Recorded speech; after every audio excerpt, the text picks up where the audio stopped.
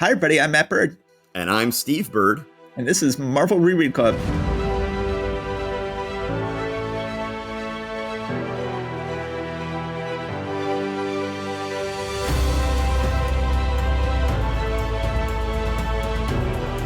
So how do you decide whether you're going to have your last name in there or not? I mean, I decide because I just do whatever you said. James always complains when obviously here we have the same last name. James and I have different last names, and James always complains when I don't do last names. So I'm recording Secrets of Story tomorrow, so I've got to prepare myself. I've got to get in the habit of doing my last name. Okay, everybody, we are going to jump back in with the second half of January 1965. We are happy to finally be moving on to 1965 after getting bogged down in 1964. Let's go ahead and move on to Tales of Suspense featuring Iron Man and Captain America. And we see on the cover the death of Tony Stark at the hands of the Mandarin is in one inset panel, and another inset panel says, "The strength of the sumo, a debt is repaid in battle-torn Vietnam." And we see Captain America fighting a sumo wrestler in Vietnam, which already is letting you know that there will be some pan-Asian mix-up going on here. So we then go ahead and jump into the Iron Man story. It is, unfortunately, written by Stan Lee with pencils by Don Heck and inks by Dick Ayers. And really, the art just does not look very good in this issue. Ayers and Heck are not an ideal combo. Heck is always better when he inks himself, and Heck is really not doing a great job on the pencils in this issue. And Ayers is not helping matters much. In Avengers in coming months, I'm going to have some real problems with the combo of Heck and Ayers. This one is better than I usually expect from them being paired together. I mean, that's grading on a curve, but I'll just put it out there.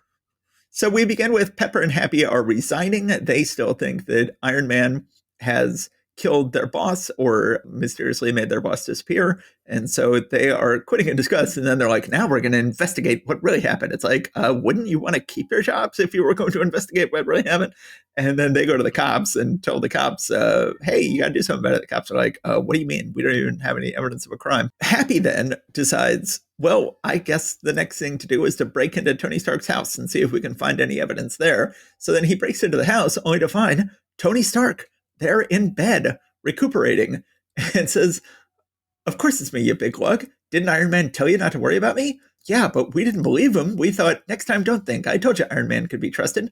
So then Happy, thankfully, this is not just like a Happy has to get everyone to take his word for it type situation. Happy calls Pepper over. Pepper talks to Tony. Then they call in all the press and the cops. The cops all talk to Tony. Everybody talks to Tony. Everything's all hunky-dory. Seemingly, this drama from the last several issues is over. However, just as everybody is leaving the house, the Mandarin shows up in a flying saucer and shoots a big laser from space down to Tony's house and destroys it just when Tony has shown everybody in the world that he is bedridden in this house. And then the house gets destroyed. So then suddenly everybody is now convinced that Tony Stark is dead once again. And this whole sequence is taken almost, not verbatim, but, very whole in the Iron Man 3 movie. Yeah, I guess it is similar. He is at home. The Mandarin comes, blows up his house. Everyone thinks he's dead. It's right there. Yeah, it's all right there. So then Iron Man shows up to go like, yeah, it's not my fault Tony Stark's dead. Like, Iron Man isn't attempting to go like, no, Tony Stark isn't dead. But he's like, forget it. I'm not getting back on that whole rigmarole. I'm just going to let everyone think Tony Stark's dead. And meanwhile, he's like, I'm going to go track down the Mandarin. We had a funny sequence of Happy looking out over a cliffside saying, I've got to accept it. The boss is dead. According to Mr. Stark's will, Iron Man is in charge. He says Pepper and me can have our jobs back, so I'll be with Pep without Mr. Stark cutting in. So I got nothing to worry about. Everything's great. Sob. Just great. So then Iron Man realizes the Mandarin must have done this, decides to go find him. So again, we get this issue, which again came up. I've mentioned before on this podcast that this came up in the deleted scenes of the first Iron Man movie where they're like, can Iron Man just fly halfway around the world to go confront the Mandarin, or does he have to somehow get there in a plane and then become Iron Man? Well, this is the weirdest possible solution. They have him get dressed up as Iron Man and then put on makeup on top of the Iron Man armor so that he appears to be a big, burly guy with a bowler hat and a trench coat and white gloves and a bearded mustache who is blustering onto the plane. And the stewardesses are like, it's so warm in the plane, and yet the bearded man won't remove his coat. Oh, well, it takes all kinds, I guess. And suddenly, and this is sort of done off panel, he demands to jump out of the plane. And the burly man jumps out of the plane. The presumably clanking burly man jumps out of the plane and seemingly to his death. I didn't think that was over his mask. I thought that he had his attaché case with him and that he basically put on the mask when he jumped out of the plane. But I mean, it's really not important whatsoever. But I will point out that this was in late 64 when this would have actually been published.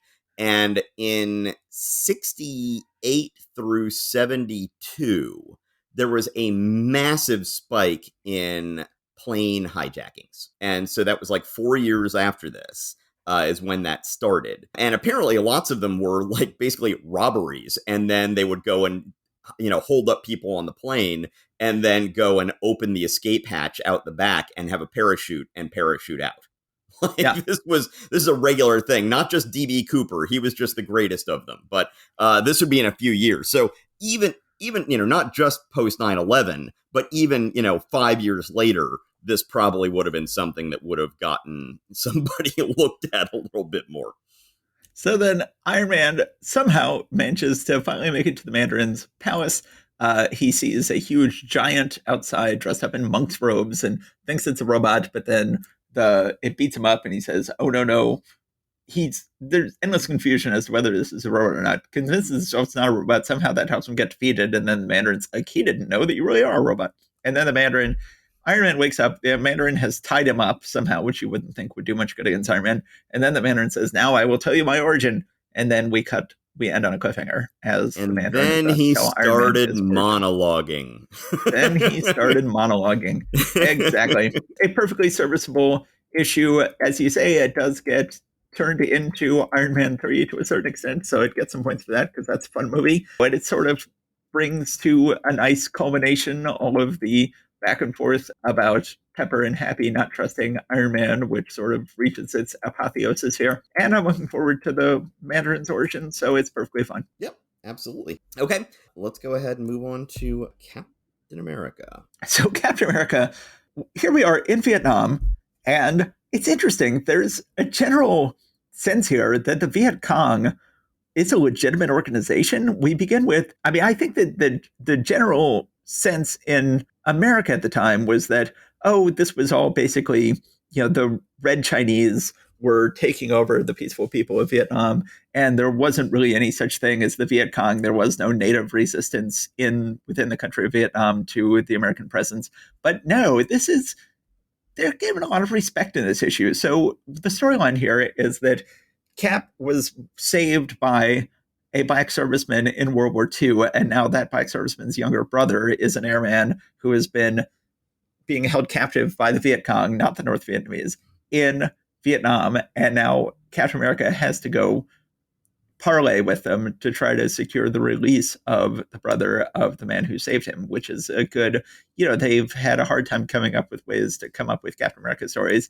And this is a good natural Captain America story. This is, obviously, it's very problematic to have him start fighting in Vietnam. That was problematic war and probably not good long-term plan to have him be fighting there regularly. But just for a one-off mission where he is just fulfilling a personal debt, it works to send him there. But it's interesting. So on the first page, he is leaping into the story, leaping into action as he is visiting this, the last person, the communist Viet Cong, I expect to see on the battlefield of Vietnam is Captain America, but here he is, and away we go.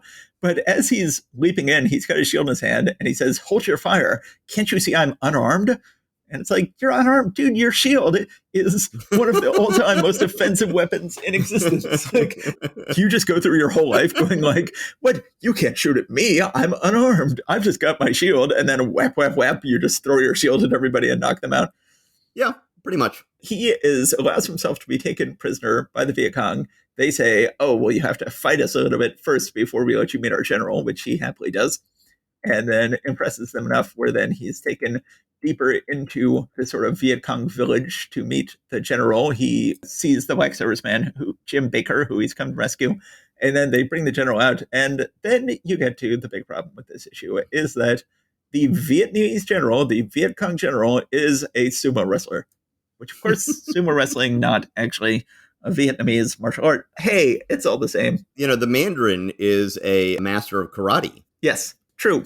Not kung fu. Karate. Not kung fu. Captain America now has to fight the sumo, which makes for a nice fight because he really never seems to have the upper hand in this fight. The sumo is really taking it out of him to the extent where Captain America is basically like, yep, I am losing this fight. I am running away. And then he grabs Jim Baker and frees him. They're just running like crazy. And then he finally he defeats the sumo wrestler by running through his legs. And then the sumo wrestler sort of then angrily brings down the whole building on top of himself as Captain America runs through his legs. And then Captain America escapes with the airman who says, Cap, I don't know how to begin to thank you for. And Captain America says, stow it, boy. Oh, not good that he's calling him boy. Stow it, boy. The plane's so noisy, I can't hear a word you're saying. And that's the end of the issue.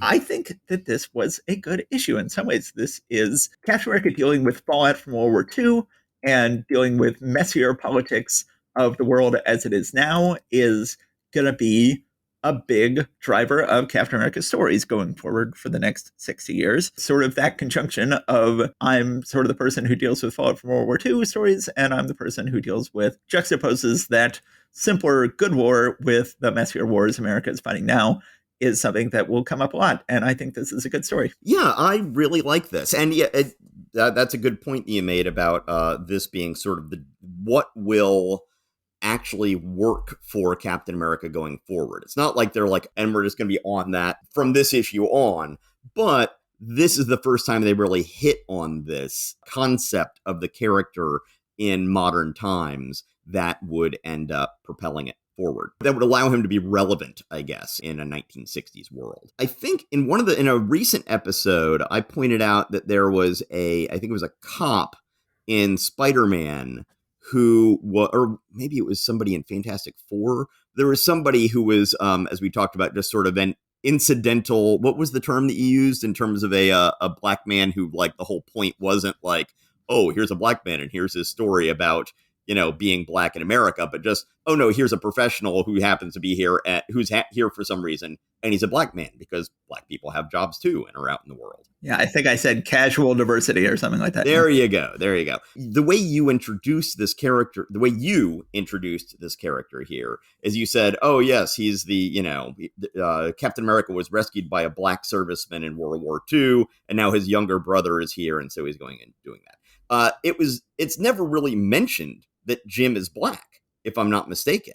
He clearly is. But what I'm saying is that this, I believe, might be the first named character who is black and not just, and not to make a statement in and of itself. You know what I mean? So we had Gabe Jones in Sergeant Fury and his Howling Commandos, who, is very much supposed to be there as part of the, we've got someone from every part of American society in here and we all come together to fight the Nazis. And, that's sort of part of making a real point there. This is one of those things by making a point by not making it a point.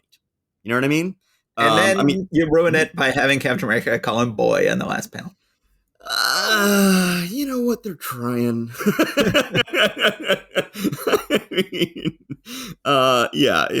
Anything that's going to be considered, trailblazing at the time is always going to look cringy in at least some ways, years later. It's just, it's a hazard of that kind of game. And actually, I think I've heard that supposedly Jack Kirby wrote a novel that never got published. What? And people who have read the manuscript were like, oh no, it was not his best work, and it's better that it's not seen, among other things. As I've heard, I have never read it, I've never seen it, I've just heard third hand from this stuff. But apparently it was the plot that was in this adventure novel involved some real racist Chinese tropes about invasions of the the civilized world or whatever. Yeah. So, once again, you're trying. Yeah. It's people are going to be a problem. I'm sure I'll be a problem later. People will be like, "Oh, Steve Bird, he this, that, and the other good stuff, but I mean, he, who knows what, ate meat or whatever.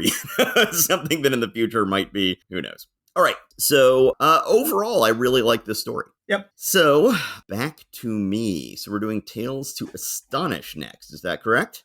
Yes.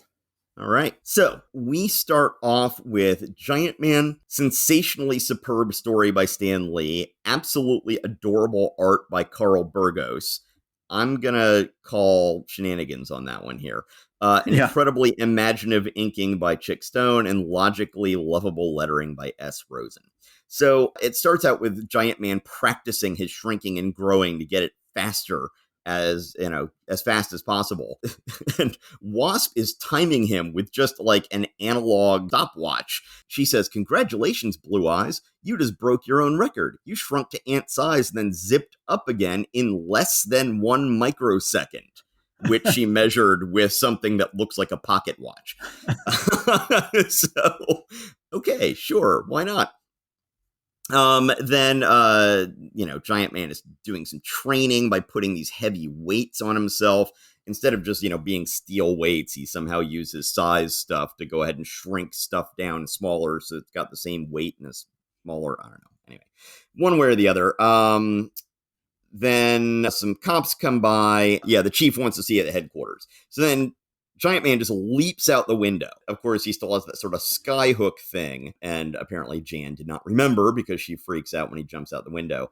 But then he somehow seems to fly here. I don't know I guess he's supposed to be using that little ring like a trapeze swing, and he's launching himself from it, but it just does not work visually at all. So we end up spending 3 pages getting across town. This is in a 12-page story. Just the amount of rigmarole that Giant Man always has to go through to get himself across town just gets more and more ridiculous, and has continued to get more and more ridiculous in the 25 issues or so we've had of this book. And here that we are spending 3 of our 12 pages just getting across town is just, it's intolerable. It is intolerable the amount of wasted space this book is using and has always used to get our hero around town. If we assume that Stan Lee was just giving sort of a bare sketch of what should be happening here, perhaps Carl Burgos is like, "Oh God, I gotta eat up pages somehow." Okay, let's just go ahead and do that. So anyway, apparently there is a guy who's running a protection racket who is known as the Wrecker, who always wears a suit and a hood over his head. And basically this story is a rehash of the Protector story. It is. From the first year of the Marvel Universe, really. Jan and Hank go and buy or lease or rent or whatever a store in this area that's being shaken down by the Wrecker. And then, of course, the Wrecker's goons come by and shake them down for their money. Hank and Jan, kick their butts. They just go ahead and literally kick these 2 collection guys out on the street. Not using any of their powers. They're just, using judo. Yeah, so all the rest of the people on the block were like, "Hey, that's great. We really like what you did, but you do know that you basically just put a target on your back, right?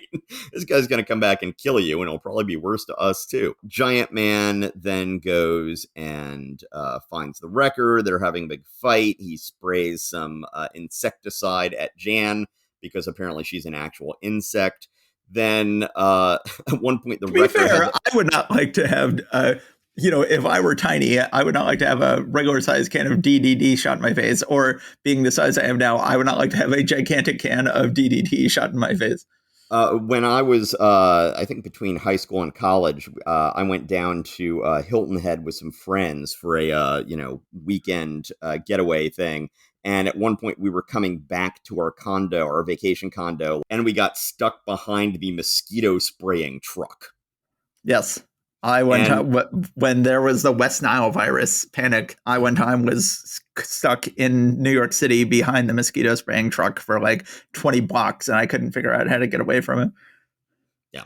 Well, and I think we were driving my car, which had the air conditioning was broken, and it was summer in Hilton Head, so we kind of had to have the windows down, and we were stuck behind this thing for like half an hour.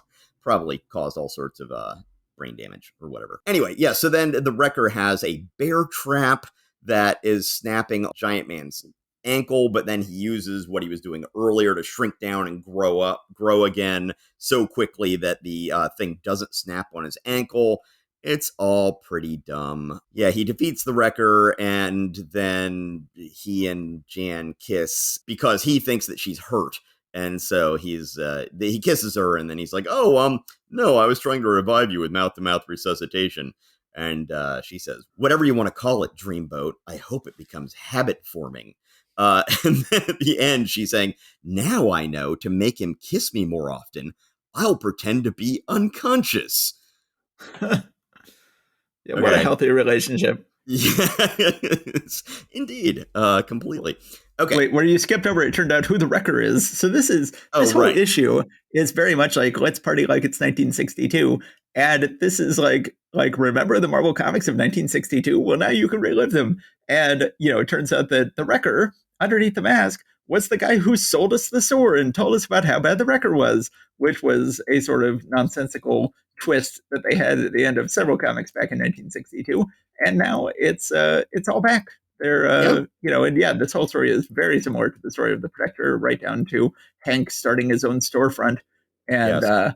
but now we have the Wasp around. And by far my favorite panel in this issue is on page 8, where the Wasp gets to use the Wasp just dressed as a smart modern woman, gets Oh, to use yeah. some judo to flip this guy over on top of her. And it's a level of competence that we rarely get to see the Wasp use, or certainly Janet Van Dyne use for quite some time. And it is refreshing. Yes, absolutely. So next we get to the Incredible Hulk. A Titan rides the train. So we have seen the leader in shadow basically before now, but we're going to go ahead and see him up close for the first time. Only Stan Lee could have written this monumental masterpiece. Only Steve Ditko could have drawn these powerful panels. Only Geo Bell could have inked this sensational saga, and only S. Rosen could have lettered his name S. Rosen. Back to that again here. Mm-hmm. So we then get the leader thinking about his origin story, and basically he was just a laborer, a blue-collar laborer, who was working in a chemical research plant, and then a gamma ray cylinder exploded. Doesn't seem like something you should have around in a chemical plant, but whatever. And essentially, this treated him very much like the gamma bomb did to Dr. Banner. We even have a panel that looks reminiscent of the panel of Banner screaming. Then after that, this guy who, was being described as just this sort of blue collar laborer who didn't have much more ambition or, ability in life. Then when he's recovering in the hospital, is just reading books like nobody's business. He's just, devouring them, can't get enough. But then after a little bit of time, when it feels like he's gotten better, he then starts having this weird attack and he transforms into the leader. So he now has this big distended tall head and green skin. Did he have the mustache earlier? It looks like he spontaneously grows the mustache when he turns into the leader there. That does not seem to have been there moments before. So. Yes. When they do the leader in the Marvel Cinematic Universe, who is really not, of all of the dangling plot threads that have not paid off in the Marvel Cinematic Universe, one of the most notable is the leader, where they do not have it in the Marvel Cinematic Universe that he is an unintelligent person before he gets exposed to gamma radiation. Because in the Marvel Universe, he is a scientist who is helping out Banner from afar when Banner is in Brazil and then lures him to the United States, but really just, of course, wants to take the gamma stuff out of Banner and put it into himself. Although it's sort of an accident that he falls and hits his head, and the gloop sort of goes into his brain and turns Tim Blake Nelson into the leader in the final moments of that movie, and then that never pays off. Now, I did not finish She-Hulk, but they go ahead and they pay off various Hulk storylines there in that series, but I take it they do not pick up. There is no Tim Blake Nelson. There is no leader showing up in that series, I take it. I don't believe so. And I suspect that might have to do with, once again, the whole universal distribution rights for the character of the Hulk. I'm guessing that there is a stable of characters in there that they can't use without having to, have some negotiations with Universal. This is just my guess. But, I don't know, but they do have Thunderbolt Ross, so maybe not. I don't know. Yeah. Anyway, we then see back on the missile base, the Chameleon is still hanging around. We'd seen him earlier. So he has some plans that we're going to see panning out. Meanwhile, Thunderbolt Ross and Glenn Talbot still don't trust Banner, but they've got to keep working with him. But they're going to keep their eyes on him. They're sure he's going to trip up, and they're going to prove that he's a traitor or in league with the Hulk or whatever. So we see that the humanoid that the leader has built is very, very powerful. He can bend iron, but it will turn out he is also spongy and soft. So he's simultaneously very, very strong and very difficult to damage because it's like a big block of like foam rubber, basically. Yeah. So bullets go right through him without any damage. You try to punch him and the Hulk's fist just bounces back again. It's quite an interesting foil for the Hulk here. And we're going to see these humanoids over and over again throughout the years. I've always loved the humanoids. Yeah. I think it's just a brilliant way to do it. Instead of just going like a villain who is, bigger and stronger and tougher than the Hulk, having a villain who is also big and strong like him, but spongy and just just ooey and gooey and spongy and slippery. I think it's just a perfect way to counter the Hulk and frustrate the Hulk, which is they got so much good use out of over the years. I'm on the same page. The leader sends the humanoid down from a helicopter to try and take this new weapon that Banner has designed. And so when this happens, once again, Talbot does not trust him at all. He thinks that Banner must be part of this. So he locks him into another train car room. And then, so of course, at that point, he is stressing out. And so that turns him into the Hulk. He then goes out through the side and is able to start fighting the humanoid. But as I said, he just sort of bounces off of him and isn't really able to do much real damage to him. Now, one of my least favorite parts of this issue is on page 7 when the humanoid flings Hulk away, and they're going under a bridge. And so the humanoid throws the Hulk up, thinking he'll smack against the bridge. The leader says, "My timing was perfect. This will be the end of the mindless monster." But the Incredible Hulk is not so easily defeated. Possessing the mightiest muscles of any living mortal, he performs a seemingly impossible feat. By sheer brute power alone, by actual muscle control, he forces his flying body to lift itself up over the solid stone trestle. So this is almost revisiting the whole, Jack Kirby thinks he can fly thing again here. And once again, you have Stan Lee powerfully contorting himself in the words to go like, no, this may look like flying. It is not. Let me explain in exhausting detail why this may look like flying, but it is not. And how he is twisting his muscles to change his direction in midair. But he is able to get his feet on a cornice on the viaduct there, and then is able to hurl himself over the bridge and land back on the train. So then, the weapon is coming loose. The weapon that was on the train for testing is shaking its way loose, and so the Hulk ends up knocking it off the train to keep it from being captured by the leader. And of course, then the Hulk turns back into Banner. Soldiers come by and find Banner shirtless out in the desert after he had been locked into that boxcar. So they then arrest him, and the leader apparently had never heard of the Hulk before today, which seems a little bit difficult to believe. He then is thinking, I've got to learn more about this guy. He says, I must destroy him. But then he goes back and forth in this issue, it seems, about either I've got to destroy him or I've got to recruit him to my side. Because, we're both gamma monsters, and so we must be in league with each other. So he seems to go back and forth on that. And so, we end with Bruce Banner in the brig, basically. Well, I know, is the brig just on a ship? No, I think that's in the army too, right? I don't know. We could ask our cousin Richard. Okay. Who was an MP for a while, so that's true. He would definitely know. Overall, I like this. I like where this series is going. I like the feel of it. I like the pacing of it. The leader is a villain who will stand the test of time. As are the humanoids. We're trucking along here, and I really like it. Yeah, I think this is the best issue we've had so far of the Hulk in his revived book. I think that the leader is his all-time greatest villain, who gets a wonderful introduction here. I do like the essential irony of they're going like, okay, the Hulk was a weak person who got exposed to gamma radiation and became a strong person, and that the leader was a dumb person who got exposed to gamma radiation and became a very smart person. I do like the essential irony of it, and him being the flip side of the Hulk, him being the reverse of the Hulk. He is his natural arch nemesis. I always like fights on trains. I always like people trying to shove each other's heads into the upcoming bridges that the train is passing under. I'm just a sucker for that every time it shows up in any movie or comic, and I love it here. I just love this issue. I think it's great. I think it's because our dad was a train buff, and every time that Silver Streak would come on, we would, we'd have that on. Every time it came on TV, my dad would be watching Silver Streak. That's where we picked that up from. Yes, on one of my first dates with Betsy. So when I met Betsy, she was like, I was like, how can you're a very beautiful woman. Why are you attracted to me? And she's like, well, I have certain types of people I'm attracted to. She said, the actor I'm probably most attracted to is Gene Wilder. And it's funny, I don't look much like Gene Wilder, but I do look odd, and Gene Wilder looks odd. And I'm like, oh, well, you must love Silver Streak, his one movie where he really got to be a romantic action leading man.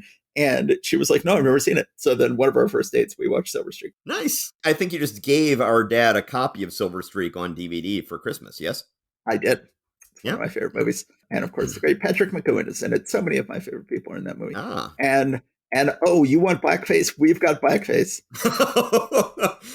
Is that I thought that was that the movie with the blackface in it? Oh, yes, it is. I thought that was Stir Crazy or something like that. Okay. Oh, no. Lots of blackface. Well. Against, they were trying. Yeah. Although, have you heard the story about him and Richard Pryor and how they were doing this scene? Like how Richard Pryor was really having severe second thoughts about this as they were going into filming that scene? Yes. You've heard this whole story? Yeah. Just about how, apparently it was going to be, it was going to be come off another way that would have aged very, very poorly. And Richard Pryor essentially brought up his concerns about being part of the scene that he thought would be harmful to the Black community. And so he brought this up to Gene Wilder, and Gene Wilder was like, okay, well, let's work on it. What can make this work for you? And what we got is what came out of that. So, apparently it could have been much, much worse. Yeah. So I should say that my wife and I are about to have our 20th anniversary. So this the last time I saw the movie then would have been when we first started going out in 2001. So the last time I saw this movie would have been 22 years ago. And things have changed since then. So I'd be fascinated to know how I would react to it now. But yeah, I loved it. I thought you were going to say, did I know that Gene Wilder and Richard Pryor were briefly attached to play Power Man and Iron Fist? Yes, I have heard that as well, but that was not where I was going with this. Yes. That is one of the all-time great Marvel Cinematic Universe what ifs. Is what if they had? I know they were never attached, but there was one point serious negotiations about Richard Pryor and Gene Wilder playing Power Man and Iron Fist. Which, if only I could go back and make that movie happen. You have no idea how quickly I would make that happen. I mean, it would be terrible. I mean, it would not be the worst Iron Fist live action adaptation ever. So, you can definitely make that argument. I don't know. That might have been worse. I mean, come on. All right. So I guess we're moving on to X-Men, which will be yours. So we have the X-Men guest starring the Mighty Avengers. Once again, an issue where it's like, let's see what would happen if our heroes fought. And it says, and don't miss the return of Professor X and wait till you meet Lucifer. It's like, and then you see this mysterious green alien guy looking dude on the cover, Lucifer. And it's like, oh, he's interesting. I wonder what his deal is. Well, not too fast. You're never going to find out what his deal is. You are eventually. I mean, it's several months later, we're going to find out kind of what he's doing. But it's very generic and not worth the time. Well, this issue wraps up his storyline, seemingly, without ever revealing anything about what his deal was. Yes. So, enter the Avengers. We see that, so you'll recall that Professor X was in a life or death situation in Europe, asked the X-Men to come visit him in Europe, come help save him from this life or death situation. So they go, yes, sir, right away. We will get on a cruise ship. they get on a cruise ship to cross the Atlantic. And I guess our mother recently was on Facebook talking about like, oh, here's a picture of several cruise ships parked in Manhattan. She was asking her siblings, remember when our mother, went over to Ireland at some point, and I guess it was the late 50s or early 60s on a cruise ship. And I guess that was still like, like even if you were going to Europe for a life and death situation, it's like, well, we're not going to fly. What do you think we are, Rockefeller? No, we're going to take a cruise ship. I assume that at that point they were just referred to as ocean liners. That, they didn't become cruise ships until the Love Boat, basically. That, when you were actually using them for transportation. What they say is, our startling saga begins in the North Atlantic as a dangerous iceberg suddenly drifts into the path of a speeding superliner. So it's a speeding superliner. They almost hit an iceberg, but then Cyclops hits the iceberg with his beams, which you would think would be rather exhausting because that's a big job. And he is rather exhausted, goes back to the stateroom where the other X-Men are there. And then Scott, meanwhile, is in mental contact with Professor X. So I feel like, again, we can go back and forth about how much Lee was writing, how much Kirby was writing. But it seems like Lee said to Kirby, like, okay, so then Professor X is exploring an underground cave in his wheelchair. And this puts Jack Kirby in a position where he's like, exploring an underground cave in his wheelchair? Okay, time to use my Kirby imagination to imagine what sort of badass wheelchair he would need to be able to do that. And Kirby creates a wonderful, badass tank tread wheelchair that is capable of exploring caves. And Professor Xavier eventually comes face to face with Lucifer. Lucifer sends a sentient dust devil. Even he cannot overcome the power of an artificial dust devil after Xavier scoops him up. It's like what? Like an eddy of wind in the western desert area? Like that's what you're talking about? Like yes. no one can stand up to that? Okay. And so sucks him up away from his amazing chair into Lucifer's lab, but then it becomes like a solid sphere around him, which Xavier has to shoot his way out of with his gun. Then Xavier is going to shoot Lucifer, but then Lucifer says, if I am harmed, the whole world is doomed. And actually, we cut away. One thing visually that I did not notice before, and I'm just noticing this right now on page 5, last panel, look at Lucifer's eyes. Yes. What is going on with those eyes? Indeed.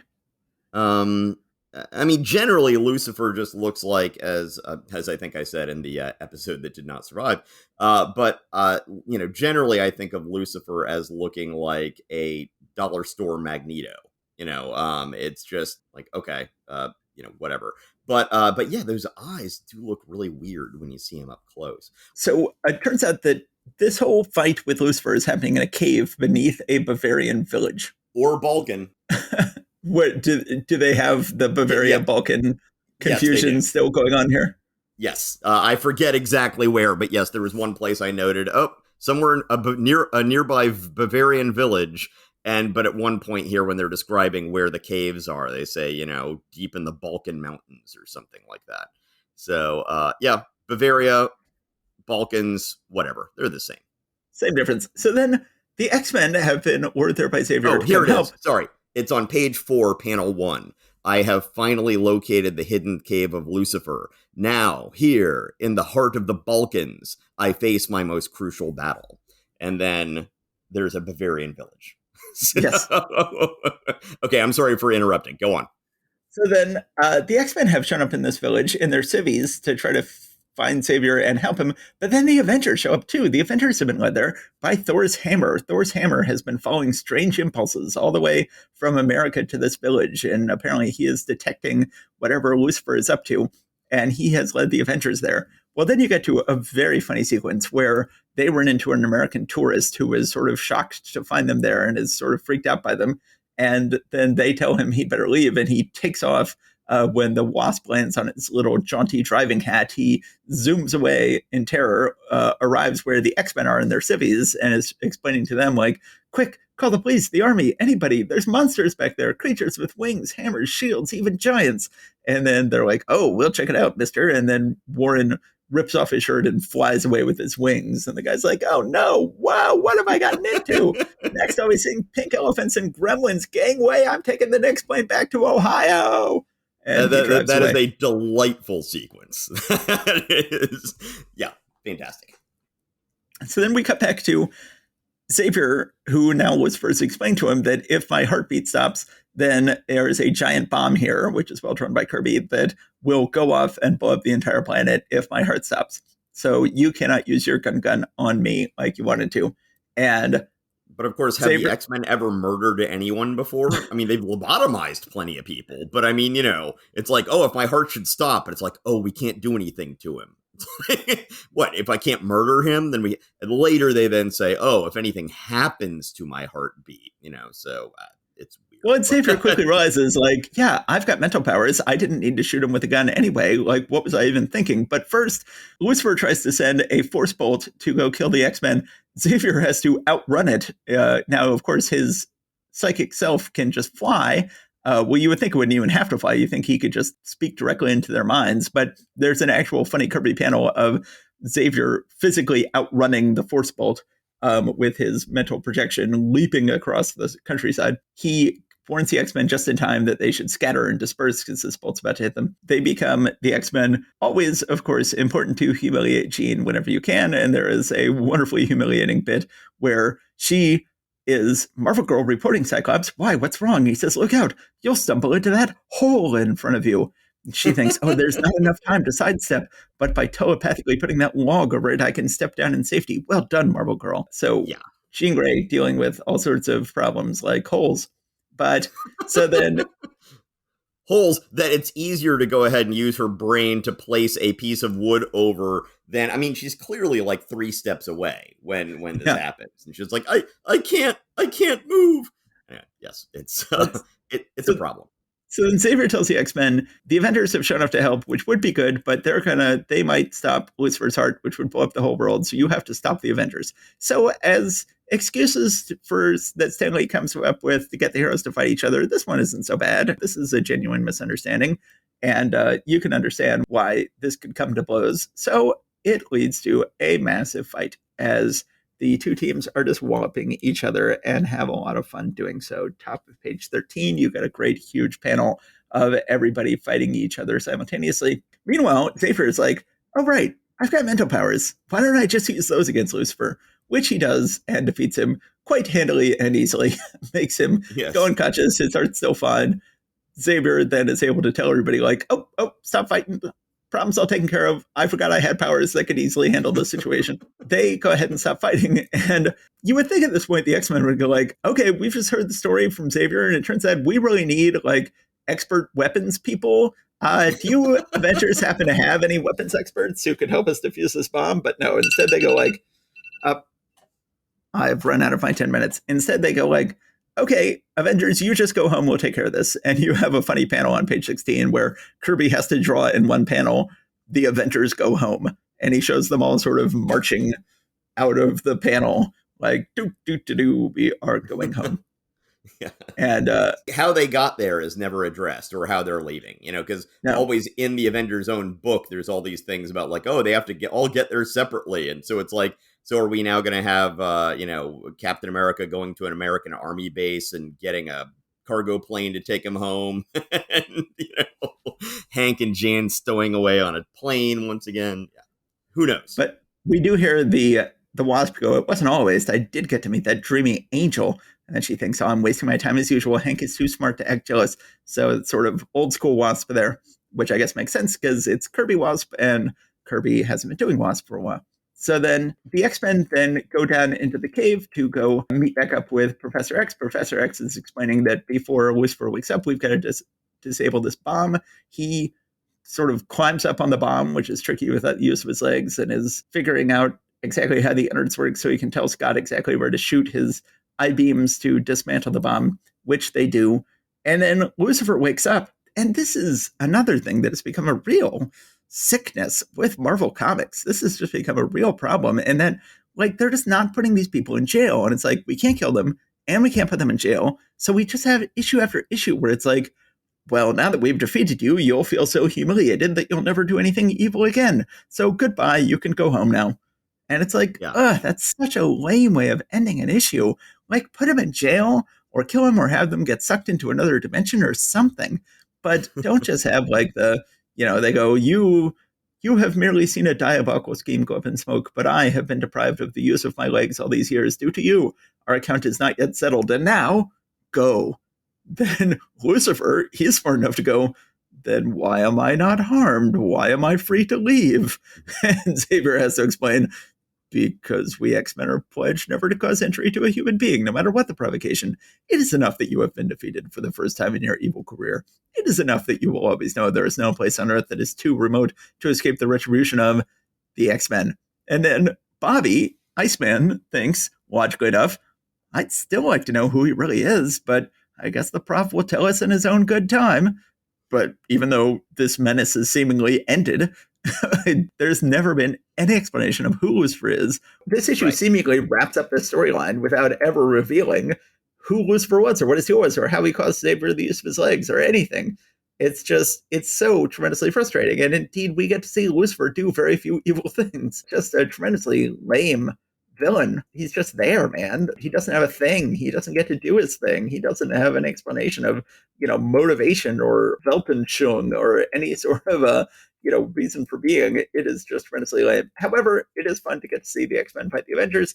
And there are other fun elements of the book, especially the poor tourist. Great Kirby Stone art and a fun X-Men versus Avengers issue, but a frustrating issue. Certainly, the whole sequence with the tourist is by far the best part of this issue. And that's not necessarily damning with faint praise. That actually is a really genuinely great sequence in early Marvel Comics here. So, our final issue of the evening.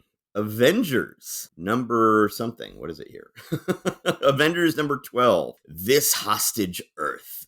And so, once again, as you talked about here, we're having just sort of a remixing of various elements in the Marvel Universe at this point. Right here, we are getting the Avengers fighting the Fantastic Four's first foe, the Mole Man and his moloids that you can see in the background on the cover. So we start off the issue. Giant Man gets an alert from his ants. Jan is saying, I know he's serious, but I mean, it just feels so ridiculous when he just has to go talk to his ants instead of, doing other stuff. So he goes and gets this message, and they're saying that it's like really, really important. We'll have to, get the Avengers together immediately because this is some kind of big deal. And she's like, come on, for a bunch of ants, we're going to call all of them immediately? That just seems embarrassing. So then he does it, and all the Avengers show up, and all of them are just like, this is ridiculous. We are not going to listen to this. Your ants are telling you we have to go do something. Who cares what's happening to the ants? Even Thor is sort of uncharacteristically glib about the whole thing. So all of the Avengers are just like, all right, fine, we're just going to go. You do whatever you're going to do. We're not going to have your back. We then see that the Mole Man is down in his subterranean kingdom, and he has a new plan to destroy the surface world, where he's got something that will speed up the rotation of the Earth in a way that will not be noticed by anybody until it's too late. But it's the kind of thing that animals will be aware of. Of course, I think that all sorts of scientific administrations would figure out very, very quickly and suddenly the rotation of the Earth sped up, but that's neither here nor there. Yes. I will point out that at the bottom of page 4, even though we once again have Don Heck, Dick Ayers art, which usually is not quite good, I do really like the second to last panel on page 4, where Jan is also snubbing Hank on this whole thing. She says, I'm due at the hairdresser in 15 minutes. I'm sure a big, strong Avenger like you doesn't need help to visit some ants. But something about I just love the character of her as communicated in that image there. Once again, since we're going to be having more and more criticism of Don Heck as things go forward, I'm still going to call it out when it's nice. Heck's two tiny waists have seemingly gotten worse as he's been going on. And I think that panel is I just look at drawings like that and it makes my throat constrict because I'm like, oh, I can't breathe. I can't breathe looking at that picture. Her belt is so tiny. It's not as bad as Pepper's waist on the splash page of this month's Tales to Astonish. Tales of Suspense. But then also I noticed that on page 4, panel 4 and page 5, panel 1, both of those look like Don Heck was referencing some sort of cheesecake pinup photos for Jan. They just look very characteristically pulled from a girly magazine somewhere. She isn't going to have his back either, so Hank goes alone down into the anthill and then finds out that, hey, it's Mole Man and his moloids. So it's him alone against all these folks, and he puts up a valiant fight, but he is eventually not defeated, but what's the word I'm looking for? Subdued and tied up like Gulliver by the Lilliputians. Meanwhile, at this point, evidence of what's going on at the Earth is starting to show up in various places, and it's showing up as like earthquakes and all sorts of stuff like that. The Leaning Tower of Pisa is about to fall over. Suspension bridges are starting to wobble, and all the Avengers are like, hey, maybe we should have taken Hank seriously. Yeah. This is maybe we were a bunch of dicks. So I was talking about the art and when it was good and when it was bad. One thing I will say is that on page, I think this is 8, panel 3, the inking of the sort of earth through which Wasp is projecting herself is just atrocious. That sort of grid, that kind of hash lines, vertical and horizontal, just what is that supposed to be communicating? It's just, awful. it's trash. But we do see the reappearance of an invention that we saw earlier. Lots of times we see these inventions, we're like, why don't they use this all the time? Well, here's one where they do come back to it with that projectoscope or whatever they call it. So Jan is able to go project her image down into the heart of the earth and see what's going on. See this, the Mole Man, the Moloids, they've got Hank, all this sort of stuff. So she then comes back and says, hey, we need to go down there. Captain America says, Iron Man, what about the new transistorized foxhole diggers the army just ordered from Tony Stark? And Rick says, sure, even I heard of them. Iron Man's like, I must be slipping. I invented them myself, and I forgot all about them. They're just what we need. So anyway, they go and get these things and dig down into the earth to help Hank.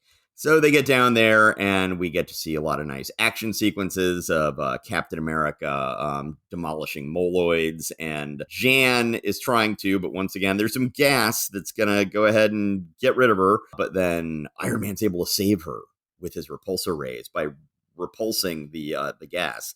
Once again, give Jan some respect here, people. Big fight scene, lots of interesting stuff that's going on. I should point out, on page 11, we have another panel from the Marvel No Prize book. Oh, do we? I don't know if they fix this in yours, but first panel on page 11, we've got this, as Marvel No Prize panels go, this one is a much more pedestrian mistake than they usually point out.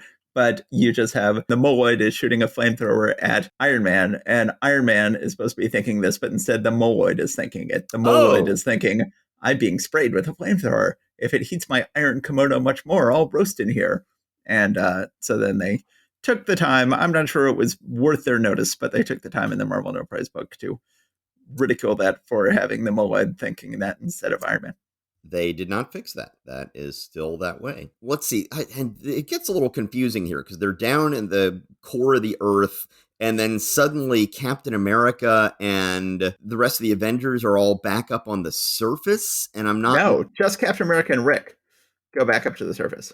Right. Meanwhile, there's an exhaust fan they just turned on to get rid of some smoke. But yeah, how exactly Captain America and Rick get back to the surface that quickly, I am not entirely sure. But one way or the other they do, even though we don't see it, it happens off panel, which always bugs me a little bit with these things. That's part of the whole point of comic book art, is that you're supposed to see on the panel what is happening and not have to be told about it later. Captain America goes and beats up this big, beefy guy, and I actually forget what that whole little side trick was about. I guess he went to get some supplies for what they're doing. So then he comes back with whatever technology he was supposed to grab. Yeah, it just gets really confusing here. One way or the other, the Red Ghost shows up suddenly out of nowhere and proposes an alliance with the Mole Man. First of all, the Mole Man's like, Red Ghost, this isn't even your thing. What are you even doing here? This is a bizarre place for you to show up. Like, what can you even do for me? And the Red Ghost is like, oh, trust.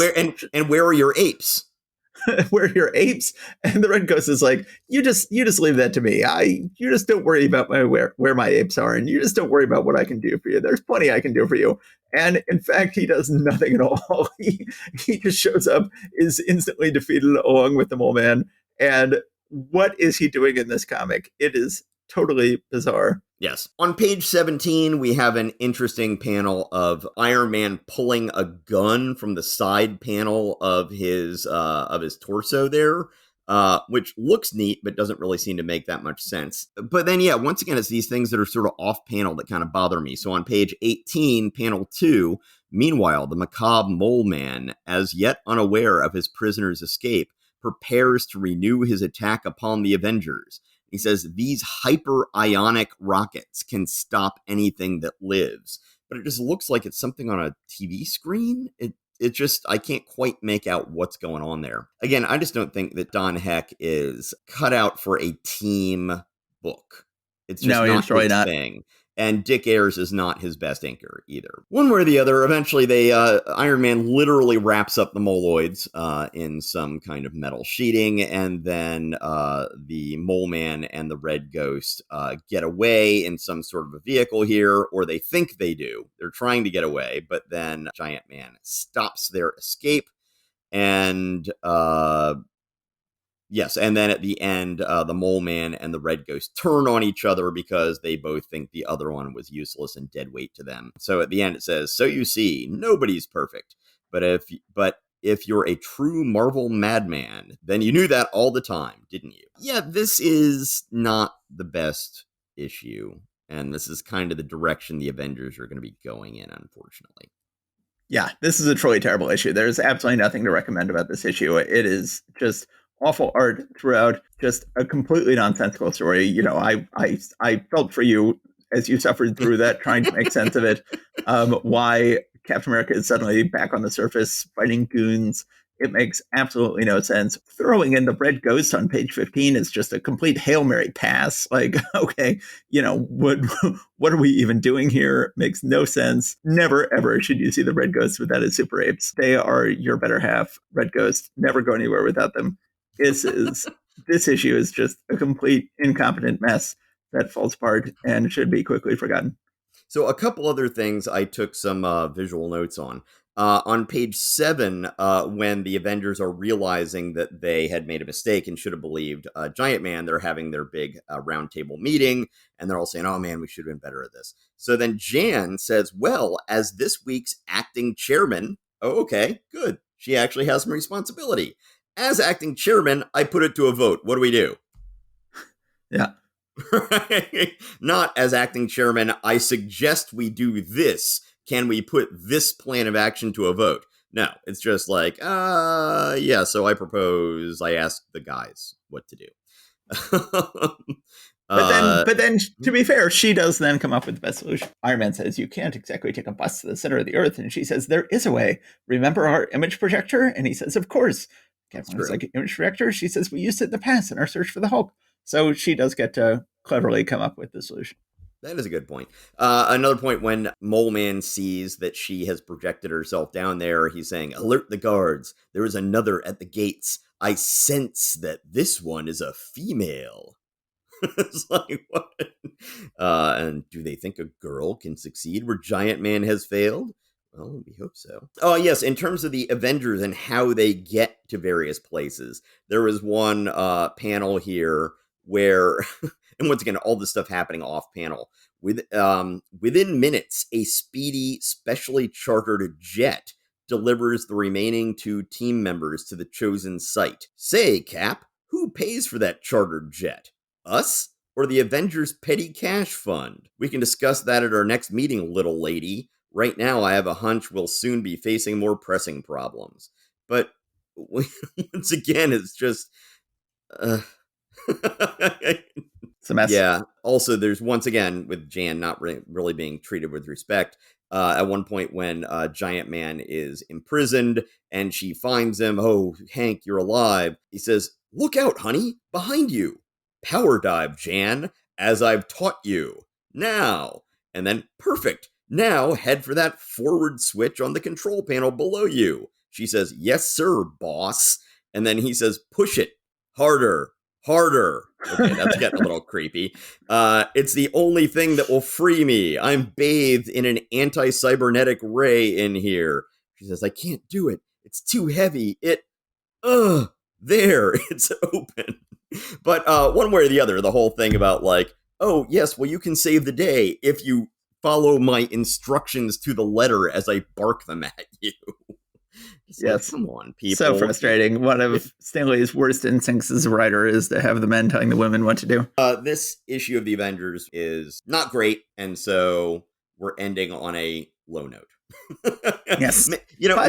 Maybe we should start putting this back in alphabetical order now that this is no longer really so much of a headlining book. We can just fizzle out every week as we end with a weak Avengers book. But there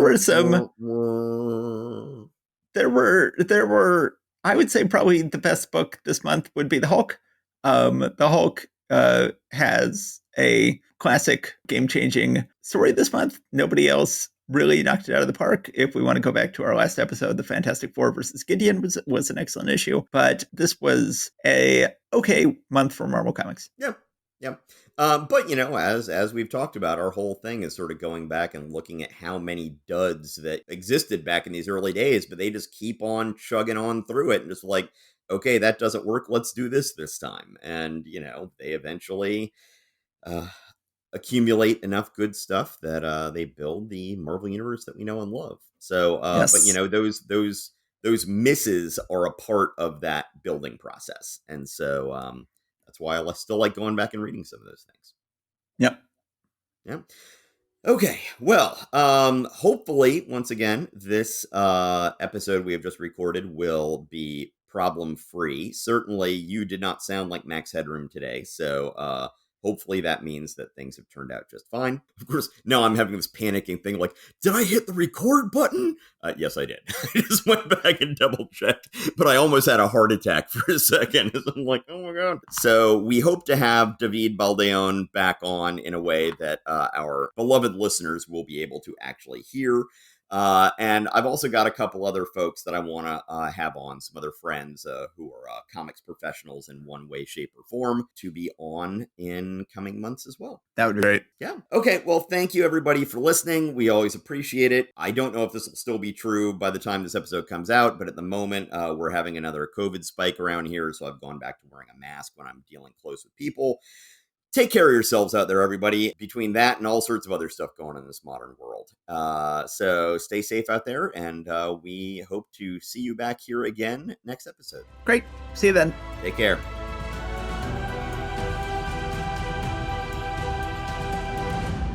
Thanks for listening to Marvel Reread Club. Please subscribe to us wherever you get your podcasts. Your reviews and ratings are a great help and always appreciated. We love hearing from you. Go to MarvelRereadClub.com to find notes and join the discussion about this episode. We're also on Facebook and Instagram. See you next time.